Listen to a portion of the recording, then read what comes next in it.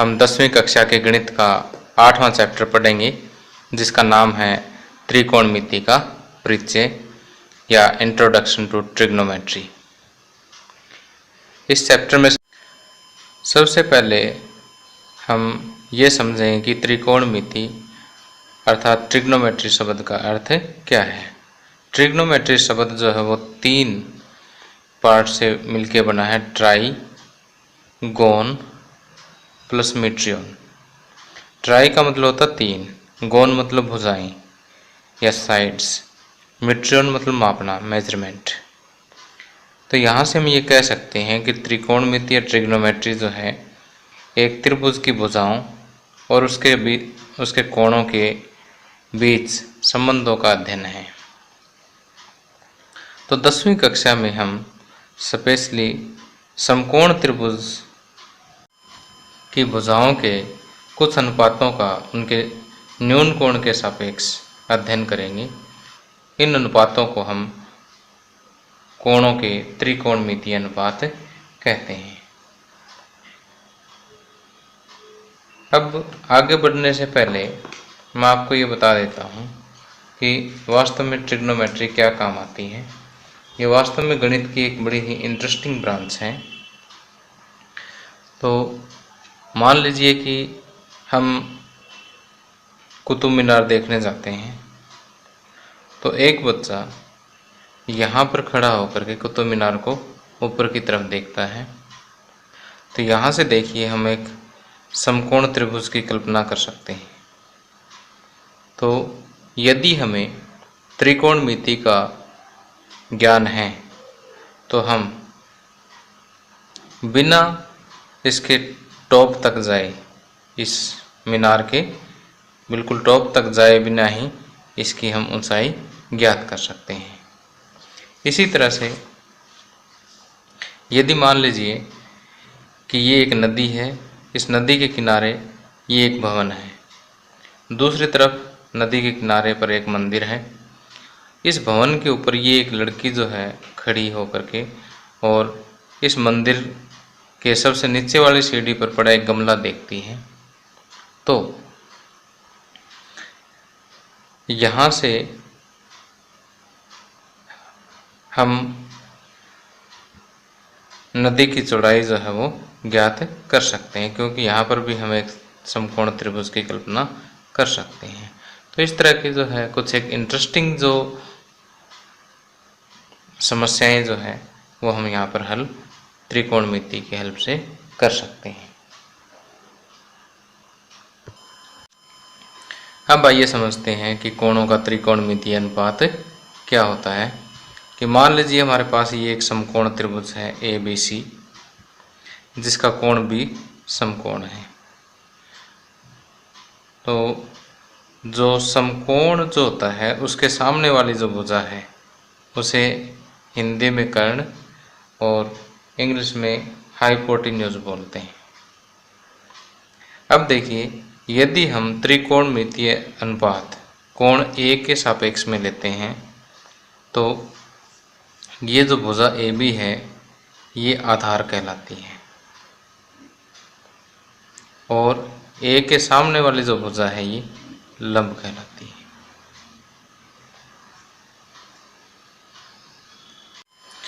यदि हम त्रिकोणमितीय अनुपात कोण C के सापेक्ष में लेते हैं तो अब ये वाली भुजा आधार हो जाएगी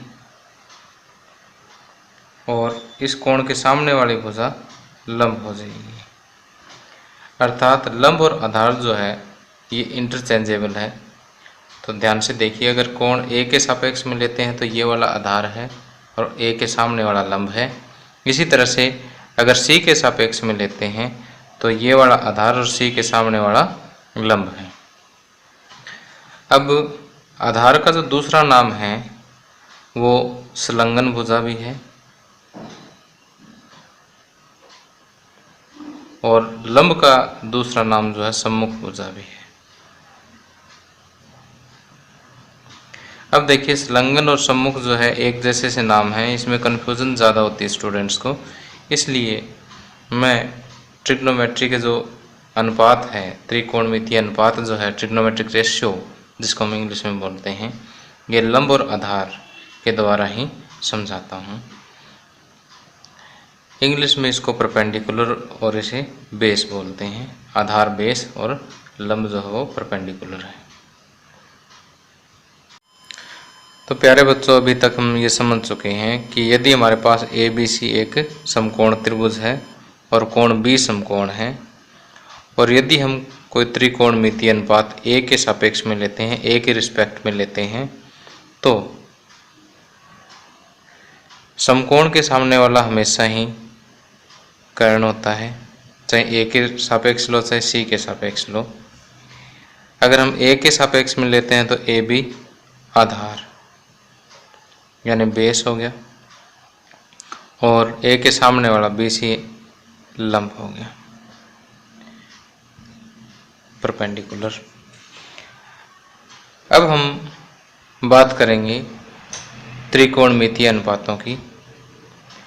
तो 6 त्रिकोणमितीय अनुपात होते हैं, उनके नाम मैं आपको बता देता हूँ कि साइन, कोसाइन, टेंजेंट। देखिए मैं शॉर्ट फॉर्म लिख रहा हूँ, वैसे पूरा नाम SIN sine, COSIN cosine, TANGENT tangent होता है। इनको शॉर्ट फॉर्म में लिखते हैं साइन, कोस, टेन। इसके अलावा 3 होते हैं, कोसिकेंट, सीकेंट और कोटेंजेंट। तो इनको शॉर्ट में बोलते हैं sign, cos, ten, cosecant, secant, cotangent या कोट। अब देखिए, हम यदि A के रिस्पेक्ट में लेते हैं, इसको A के सापेक्ष में अगर ये त्रिकोणमितीय अनुपात लेते हैं तो इसे हम लिखेंगे साइन A। इसी तरह से कोस A, टेंजेंट को A के सापेक्ष में लेंगे तो टेंजेंट A। अब देखिए कि ये sine A, cos A, tangent A क्या है। आप सोच रहे हैं सर पता नहीं क्या पढ़ा रहे हैं, कि वास्तव में ये क्या है, भुजाओं का अनुपात है। साइन लंब और कर्ण का अनुपात है, कोस आधार और कर्ण का अनुपात है, और टेंजेंट जो है वो लंब और आधार का अनुपात है।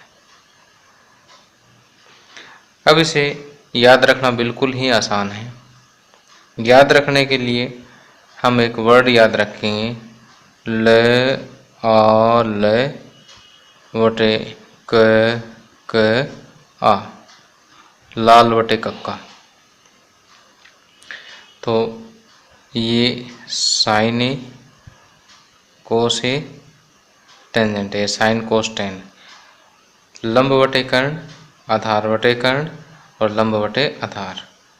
अब देखिए, ये तीनों आप लाल वटे कक्का से आसानी से याद कर सकते हैं। यदि आप इंग्लिश मीडियम में हैं तो पंडित बद्री प्रसाद वटे हर हर भोले याद रख सकते हैं। ये साइन, ये कोस, ये tangent. Perpendicular by hypotenuse, base by hypotenuse, perpendicular by base. अब देखिए कोसिकेंट क्या है। कोसिकेंट इसका जस्ट उल्टा है, अंश को हर बना दे, हर को अंश। कर्ण वटे लंब। सीकेंट ए, कर्ण वटे आधार। कोट, आधार वटे लंब।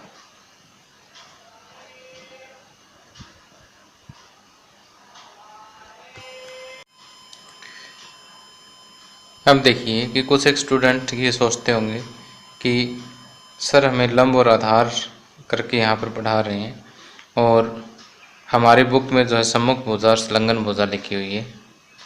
तो वास्तव में जब भी हम कोई भी सम सोल्व करेंगे वहाँ तो न तो आपको लंब कर्ण या आधार कर्ण वगैरह लिखना है, न ही सम्मुख भुजा संलग्न भुजा यानी अपोजिट साइड और एडजेसेंट साइड, कुछ नहीं लिखना है ऐसा। उसमें वास्तव में आपको क्या लिखना है कि जैसे साइन ए, साइन ए आपने सोचना लंब बटे कर्ण है तो BC बाई AC लिखना है। तो ये तो जस्ट एक सोचने का तरीका है भी किस किस भुजा का ये अनुपात है। इसी तरह से अगर हम कोस ए लिखेंगे तो ए बी बाई ए सी लिखेंगे। इसी तरह से अगर हम टेंजेंट ए लिखेंगे तो लंब बटे आधार यानी B C by A B लिखेंगे। यानी आपने लिखना यही है, चाहे आप इसको एडजेसेंट साइड और अपोजिट साइड यानी सम्मुख भुजा संलग्न भुजा और सम्मुख भुजा मान के ये लिख दीजिए, चाहे आधार और लंब, तो आसान ये रहता है, इसलिए हम स्टूडेंट्स को लगभग यही करवाता हूँ। अब इसी तरह से कोसिकेंट ए, कोसिकेंट ए इसका साइन का उल्टा होता है A C by B C. Secant A cos A का उल्टा होता है A C by A B. और कोट ए टेंजेंट का उल्टा होता है A B by B C. अब देखिए हम बात करेंगे कि कोण सी के सापेक्ष त्रिकोणमितीय अनुपात क्या होंगे। उसके लिए मैं इस ट्रायंगल को दोबारा बना लेता हूँ।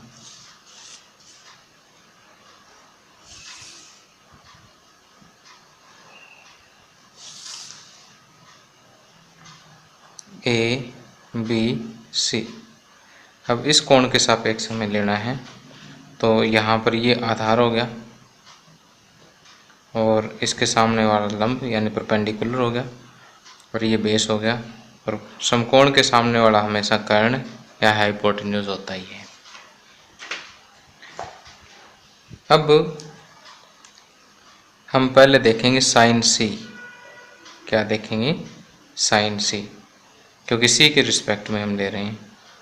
साइन हमें पता है क्या होता है, लंब बटे कर्ण होता है, तो लंब बटे कर्ण इस केस में ए बी बाई ए सी हो जाएगा। इसी तरह से कोस सी, कोस आधार बटे कर्ण होता है। कोस क्या होता है? आधार बटे कर्ण यानी B C by A C. Tangent A लंब बटे आधार सी, टेंजेंट सी लंब बटे आधार यानी A B by B C. तो यहाँ से देखिए कि जैसे हमने एंगल चेंज कर दिया तो आगे रेशियो की वैल्यू भी चेंज होगी, कि जैसे यहाँ sine A B C by A C है और यहाँ साइन सी जो है वो ए बी बाई ए सी है। तो क्योंकि एंगल जो जिसके सापेक्ष में हम ले रहे हैं वो चेंज करते ही लंब और आधार क्या हो जाते हैं, इंटरचेंज हो जाते हैं, तो उसी हिसाब से आगे जो रेशियो है वो भी, अनुपात जो है वो भी चेंज हो जाएगा। अब साइन सी का उल्टा cosecant C A C by A B, पलट दीजिए इसको, secant C A C by B C और cot C B C by A B.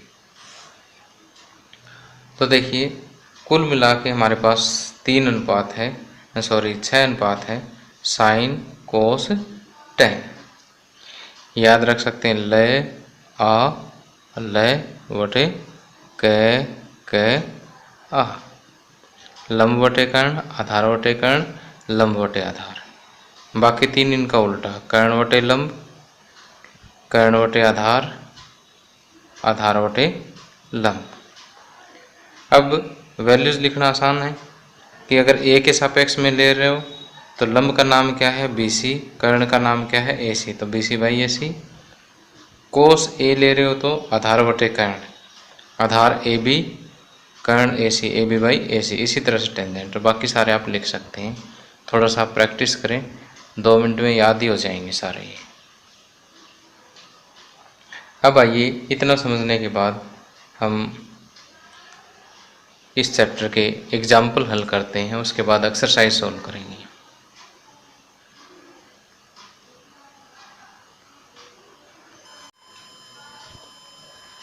अब एग्जाम्पल शुरू करने से पहले एक छोटा सा पॉइंट और मैं आपको बता देता हूँ कि साइन ए का स्क्वायर, इसे आप साइन स्क्वायर ए लिख सकते हैं।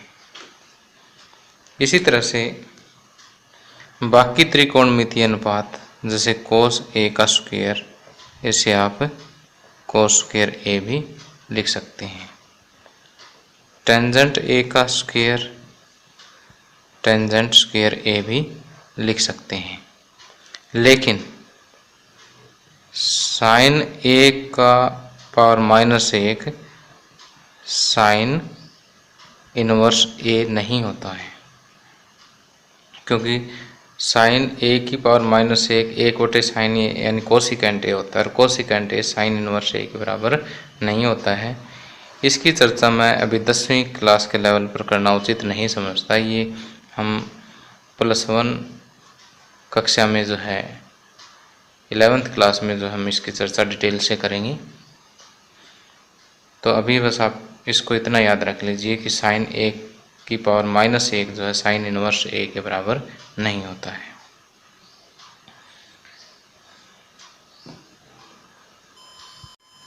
अब एनसीईआरटी बुक का उदाहरण नंबर 1, यदि टेंजेंट ए बराबर 4/3 तो कोण ए के अन्य त्रिकोणमितीय अनुपात ज्ञात कीजिए।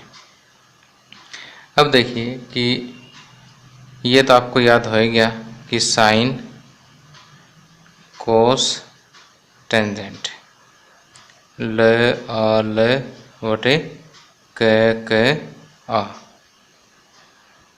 तो टेंजेंट क्या हो गया, लंब बटे आधार हो गया।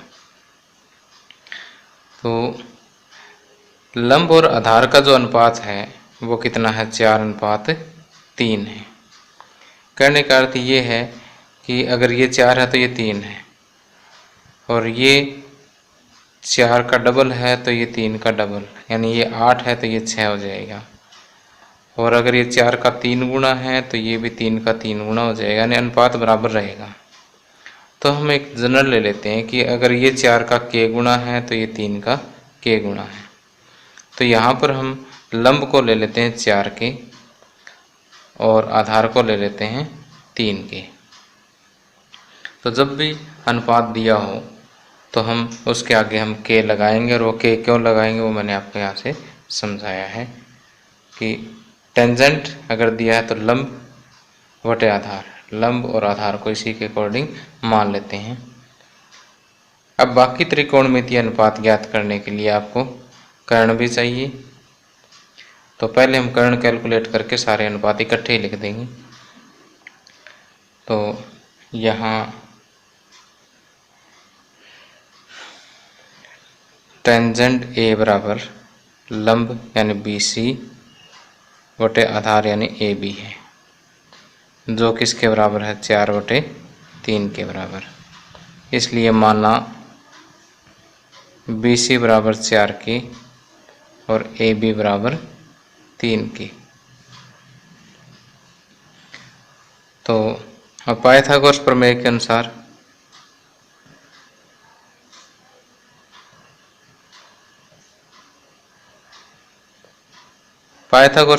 अनुसार कर्ण का वर्ग किसके बराबर होता है, लंब का वर्ग प्लस आधार का वर्ग।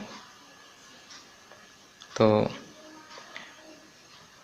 BC कितना आ गया, 4k यानी 4k का स्क्वायर प्लस AB 3k का स्क्वायर, ये 16k square plus 9k square.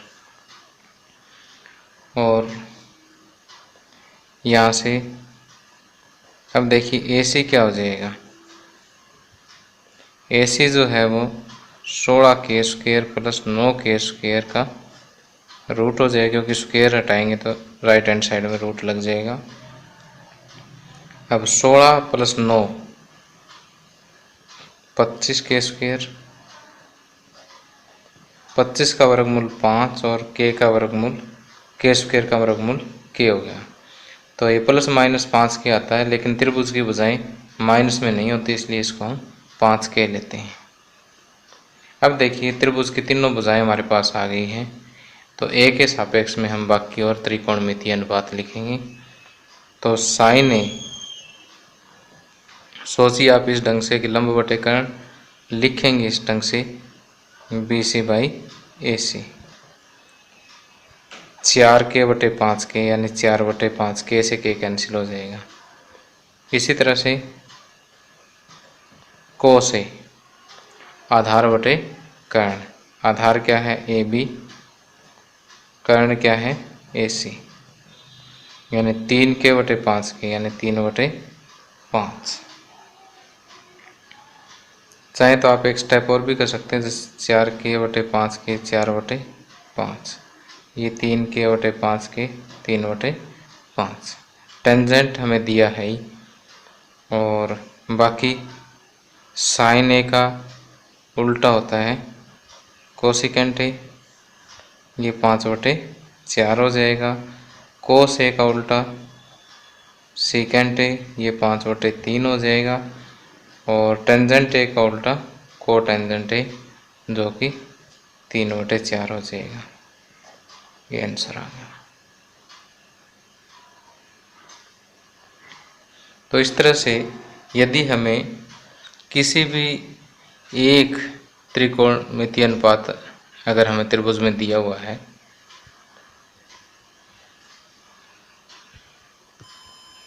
तो यदि इस तरह से हमें 6 त्रिकोणमितीय अनुपातों में से किसी एक त्रिकोणमितीय अनुपात का मान हमें समकोण त्रिभुज में दिया है, तो हम बाकी 5 और ज्ञात कर सकते हैं। उसका तरीका यही है कि पाइथागोरस थ्योरम लगाएं, तीसरी भुजा निकालें और फिर तीनों भुजाएं आने के बाद उन भुजाओं का अनुपात ही तो त्रिकोणमितीय अनुपात है।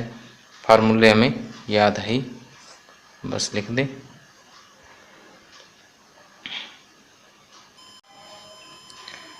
अब उदाहरण नंबर 2, यदि कोण बी और कोण क्यू ऐसे न्यून कोण हो जिससे कि साइन बी बराबर साइन क्यू, तो सिद्ध कीजिए कि कोण बी बराबर कोण क्यू। देखिए यहाँ पर ये कहा गया है कि कोण बी और कोण क्यू दोनों न्यून कोण हैं, और ये इस प्रकार से न्यून कोण है कि साइन बी जो है साइन क्यू के बराबर हो। तो हमें सिद्ध करना है कि कोण बी जो है वो कोण क्यू के बराबर है। तो यहाँ पर ए बी सी और P Q R, A B C और पी क्यू आर दो समकोण त्रिभुज है।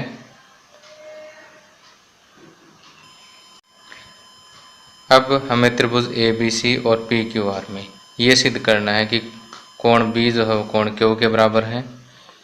और ये हम किस तरह से सिद्ध कर सकते हैं कि यदि हम इन दोनों त्रिभुजों को समरूप त्रिभुज सिद्ध कर दें, तो कोण बी जो है वो कोण क्यू के बराबर ऑटोमेटिक सिद्ध हो जाएगा, क्योंकि समरूप त्रिभुजों के संगत भाग हमेशा बराबर होते हैं।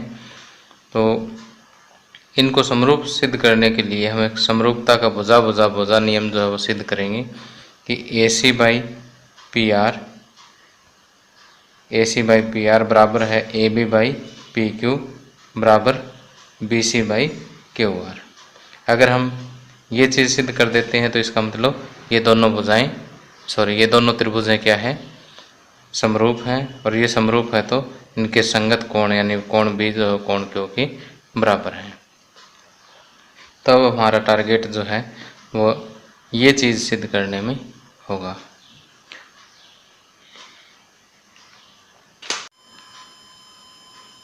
अब इसका प्रूफ करते हैं।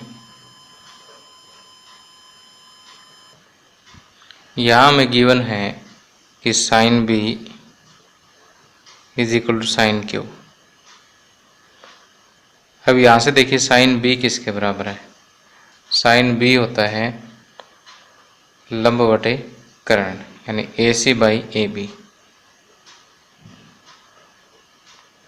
और साइन क्यू लंब बटे कर्ण यानी P R by P Q.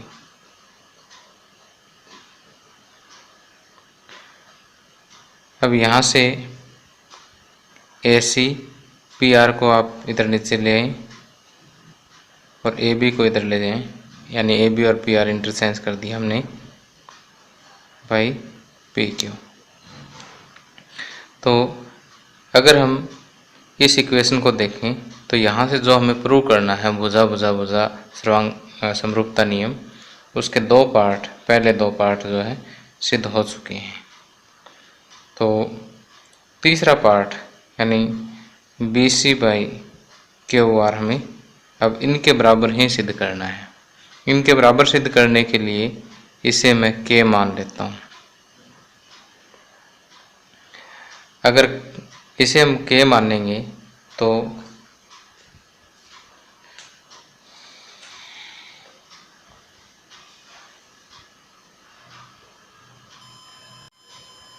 अब देखिए इसे हमने K माना है तो BC बाई QR को भी हम K के बराबर ही सिद्ध कर देंगे। तो ये आपस में तीनों रेशियो जो है वो इक्वल सिद्ध हो जाएंगे और फिर ये दोनों त्रिभुजें क्या है समरूप सिद्ध हो जाएगी। तो देखिए BC बाई QR, BC किसके बराबर है? BC इस त्रिभुज का आधार है और यहाँ पर पाइथागोरस थ्योरम अगर हम लगाएं तो आधार क्या होता है? कर्ण का वर्ग माइनस लंब का वर्ग। आधार बराबर कर्ण का वर्ग माइनस लंब का वर्ग और फिर इसका वर्गमूल। ये पाइथागोरस थ्योरम में आता है। तो कर्ण है हमारे पास यहाँ AB स्क्वायर माइनस लंब है AC स्क्वायर और इसका रूट। इसी तरह से नीचे QR है, QR का भी हम ऐसे ही करेंगे। QR भी आधार है बड़ी त्रिभुज का, तो PQ square minus PR square under the root. अब इसे हम समीकरण 1 मान लेते हैं। अब समीकरण 1 से हम AB की वैल्यू अगर हम निकालें तो AB बराबर K इंटू PQ, AB बराबर K इंटू PQ। और इसी तरह से AC की वैल्यू निकालें तो यानी इस पार्ट और K से AC बराबर K इंटू PR, PR को K की तरफ ले जाएगी, K इंटू PR हो गया। तो ये दोनों वैल्यूज उठा करके यहाँ AB और AC की जगह रख दें। AB को मैं लिखूँगा K इंटू PQ का स्क्वायर माइनस AC को लिखूँगा K इंटू PR का स्क्वायर, नीचे PQ square minus PR square, ऊपर भी रूट है नीचे भी रूट है। ऊपर आ गया K square into PQ square minus K square into PR square, नीचे PQ square minus PR square. अब देखिए हम क्या करेंगे कि ऊपर K स्क्वायर कॉमन ले लेते हैं। K स्क्वायर कॉमन लेंगे तो ये बचेगा PQ square minus PR square. अब K स्क्वायर का रूट अलग लगा देते हैं और दूसरा फैक्टर जो है इसका रूट अलग लगा देते हैं।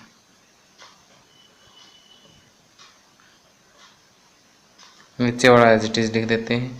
अब देखिए नीचे PQ square minus PR square है, ऊपर भी PQ square minus PR square है, तो ये दोनों गुणनखंड आपस में कैंसिल हो जाएंगे। K स्क्वायर का रूट है वो किसके बराबर आएगा? K के बराबर आएगा। तो ये किसके बराबर चलता आ रहा है? BC by QR। BC by QR भी क्या आ गया? K के बराबर आ गया। तो इसलिए 1/2 से AC बाई PR बराबर AB बाई PQ बराबर BC बाई QR, क्योंकि ये भी K के बराबर है और ये भी K के बराबर है। इसलिए त्रिभुज ABC समरूप है त्रिभुज PQR के। अतः कोण B कोण Q के बराबर है। तो देखिए यहाँ पर एक बार फिर से रिवाइज कर रहा हूँ मैं कि साइन बी साइन क्यू के बराबर गिवन है, तो यहाँ साइन बी की वैल्यू रख ली, साइन क्यू की वैल्यू रख ली, फिर पी आर और ए बी को आपस में इंटरचेंज कर दिया और इसे हमने के मान लिया। इससे ये इतना इतना पार्ट हमारा सिद्ध हो जाता है। अब थर्ड पार्ट देखिए, थर्ड पार्ट को हमने ऐसा कैसा लिख लिया, पाइथागोरस लगा करके इनकी वैल्यू निकाल दी, ये वाला सूत्र लगा के कर्ण स्क्वायर माइनस लंब स्क्वायर। अब ए बी की वैल्यू भी हमने इक्वेशन 1 से निकाली, ए सी की भी 1 से निकाली, दोनों वैल्यू यहाँ रखेंगे तो ये एक पार्ट कट जाएगा, जो बाकी बचेगा के बराबर ही बचेगा। तो इस तरह से हम ये तीनों पार्ट आपस में इक्वल सिद्ध कर सकते हैं। इक्वल सिद्ध हो गया तो दोनों त्रिभुजें क्या हो जाएगी, समरूप होगी। समरूप त्रिभुजों के संगत भाग बराबर होते हैं, इसलिए कोण बी बराबर कोण क्यू हो गया। Hence proved. इसको बाय CPCT लिख सकते हो, सॉरी। एक देखिए यहाँ पर मैं बार बार पाइथागोरस प्रमेय का जिक्र कर रहा हूँ। एक देखिए मैं यहाँ पर बार बार एक पाइथागोरस प्रमेय का जिक्र कर रहा हूँ। ये पाइथागोरस प्रमेय वैसे तो हम 6th चैप्टर में पढ़ चुके हैं, लेकिन कई बार स्टूडेंट्स जो है भूल जाते हैं, तो मैं जस्ट 1 मिनट में इसे रिवाइज कर देता हूँ कि ये हमारे पास क्या है, कर्ण है, ये लंब है और ये आधार है। तो पाइथागोरस प्रमेय क्या कहती है कि कर्ण का वर्ग जो है वो लंब का वर्ग प्लस आधार का वर्ग के बराबर होता है। तो यहाँ से अगर हम कर्ण निकालें तो लंब का वर्ग प्लस आधार का वर्ग अंडर दी रूट होगा। इसी तरह से अगर हमें मेन सूत्र तो यही है,